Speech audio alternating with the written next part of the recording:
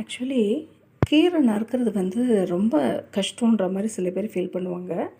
But இது ரொம்ப easy. அது எப்படி நான் சொல்கிறேன்னா, இப்போ நீங்கள் கீரை வாங்குனீங்கன்னு வச்சுக்கோங்களேன், இது மாதிரி ஒரு இதில் வச்சுக்கோங்க, வுட்டன் பிளேட்டில் வச்சுட்டு கரெக்டாக இந்த ரோப் கட்டியிருக்காங்க இல்லையா, இந்த ரோவுக்கு முன்னாடி பின்னாடி பார்த்தீங்கன்னா அதுக்கப்புறம் வேர் தான் இருக்கும்.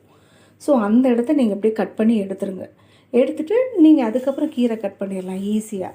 அதே மாதிரி அதை கட் பண்ணுறதுக்கு முன்னாடி உள்ளே வந்து ஏதாவது பழுப்பு கீரை இருக்கா இல்லை வேறு ஏதாவது கீரை இருக்கான்னு மட்டும் நீங்கள் செக் பண்ணிக்கணும்.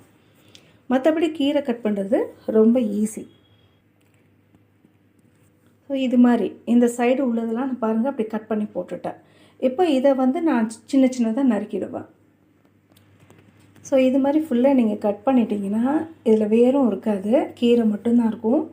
இது கரெக்டாக ஒரு 2 மினிட்ஸில் நீங்கள் இந்த கீரையை ஃபுல்லாக நீங்கள் கட் பண்ணிடலாம். பொரியலுக்கு ஏற்ற மாதிரி நீட்டாகவும் முடிஞ்சிடும்.